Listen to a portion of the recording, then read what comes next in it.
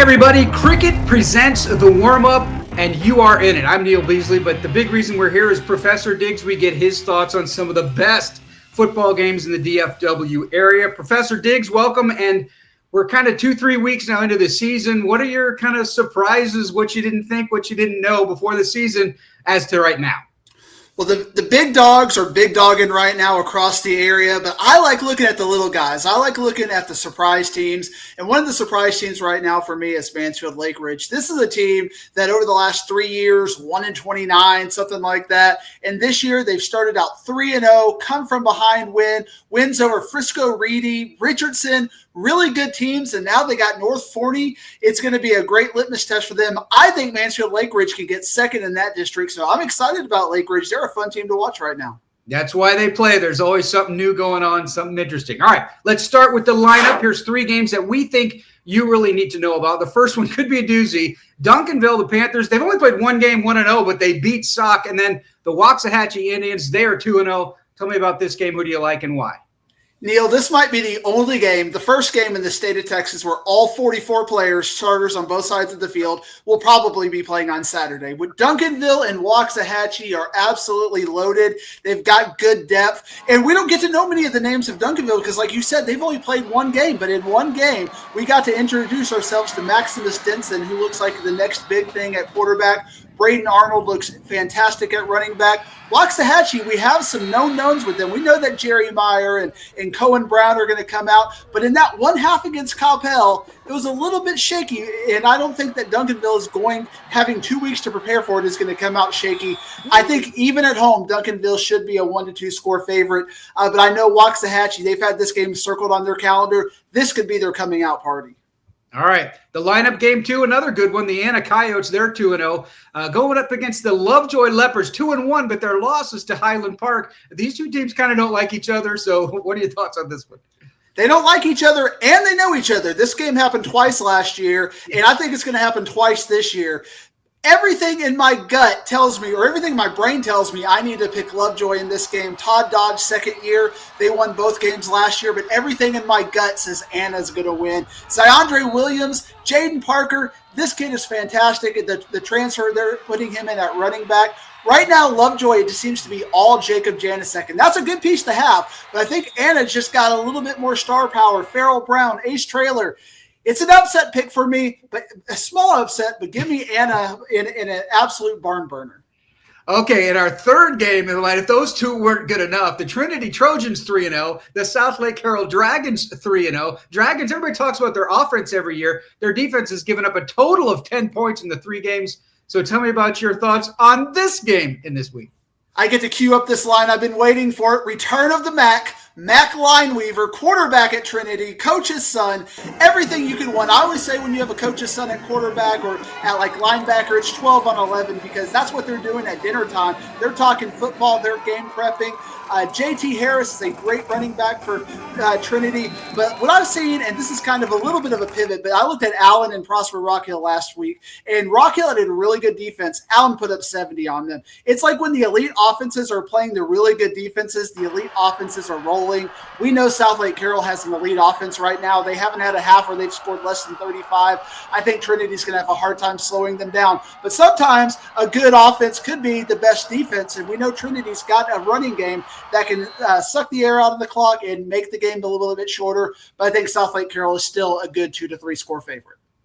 All right, well, we like talking the surprises, and we have kind of one now. Not a surprise, but our Ward Fasold talks to the DFW coach each and every week here on our Media Day segment. We talked about Mansfield Lake Ridge, and that's who he's with. Ward Fasold with Kirk Thor of Mansfield Lake Ridge in our Media Day segment.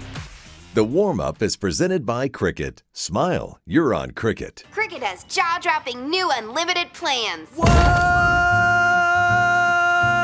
Your favorite burger whenever you want it. Whataburger is open 24/7, just like you like it. Parker University. Check out our bachelor's degree in strength and human performance today.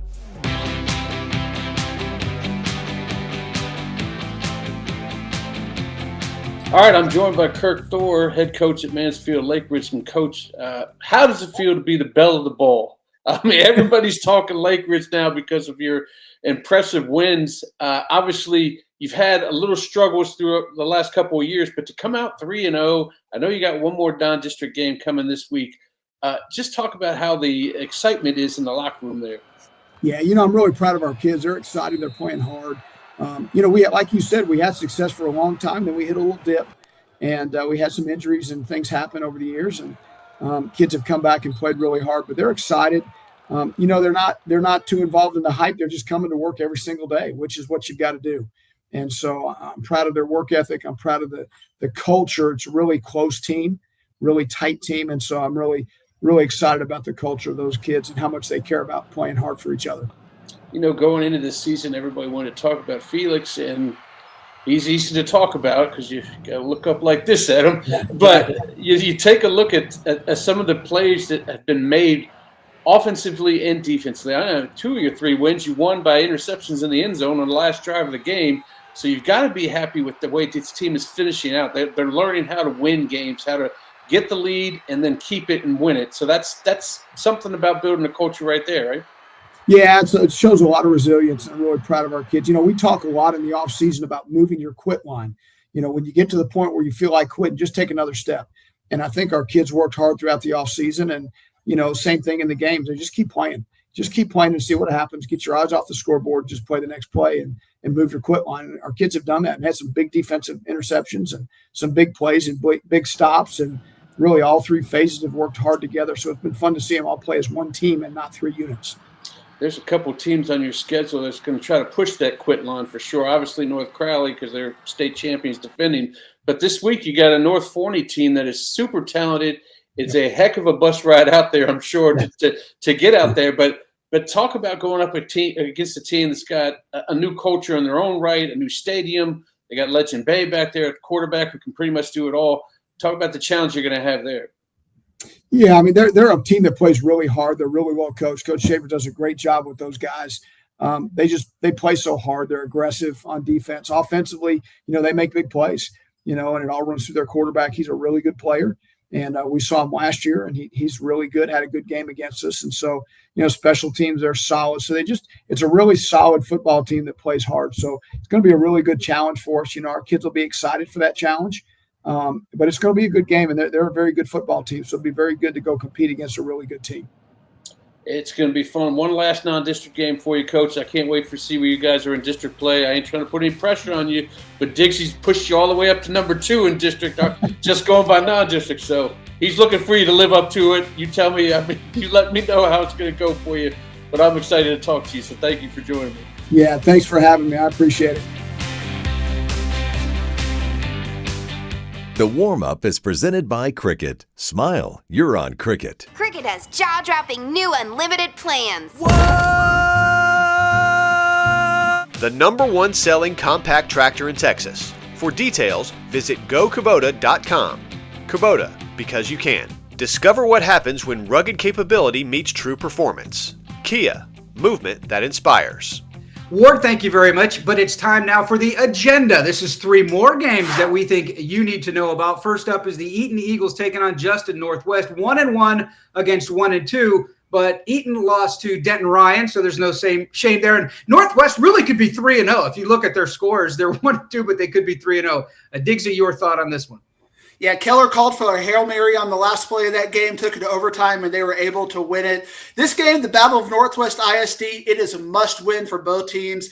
Eaton has a little bit of momentum right now because they have that Denton Ryan game, but they've really had 2 weeks off because they didn't get to play in that rain-shortened game a couple of weeks ago. They didn't get a full 48, and then last week was their bye week naturally. Justin Northwest is going to be hungry coming in for a win after losing to Keller in a very, like I said, they lost by a Hail Mary. Kalika Nisa is a name you need to know at quarterback for Northwest Eaton. I think he's going to be one of the next big things from Northwest ISD. Chris Duharte is a fantastic running back, but Northwest has a bruiser of a running back in Caricella.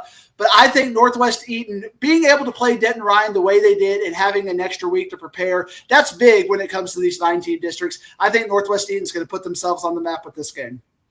All right, and a Battle of Frisco coming up this week as well. Reedy against Wakeland. 2-1 Reedy, but they can score against 3-0 Wakeland. So your thoughts on this one?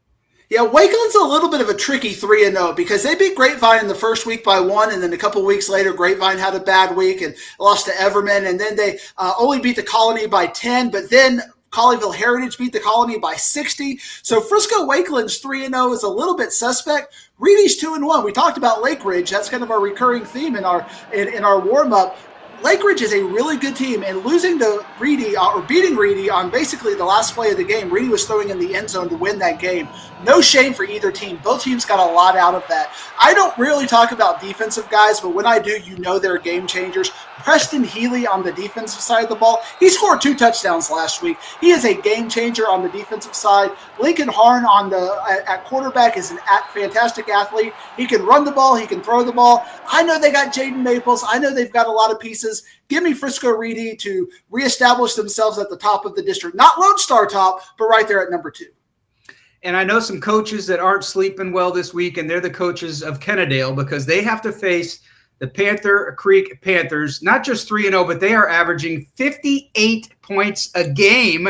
And Kennedale is having their problems already, coming in at 1-2. Tell me about Panther Creek. Yeah, Panther Creek is the team that I think has the best chance of beating Salina in 4A Division I, even more than Canyon West Plains. I think they are the real deal just because of their top level athletes. Jalen Lott is all-world. Donovan Webb, they're putting him in at running back. Braylon Fry is a fantastic quarterback. Panther Creek has pretty much done everything they've wanted to do. Kennedale has struggled. They've been a good team, but last week they lost 55-0 to Springtown. I worry for Kennedale, Neil. I think Panther Creek is going to have their way with them. I think they're going to win this game by. I think we're going to see a lot of backup players in the second half. But the frontline players of Panther Creek are going to get their work in. They're going to show out. Man, they are a fun team to watch. And circle your calendar. Salina Panther Creek, must-see football. All right. Well, we've got a lot of great games coming up this week. Those are just a few of them. We hope you enjoy whatever game you want to see. And then join us again next week as Cricket presents the warm-up where we take a deep dive into Texas high school football in the DFW area. In fact, speaking of which, we'll leave you tonight with Professor Diggs' DFW area rankings. Until next time, we'll see you.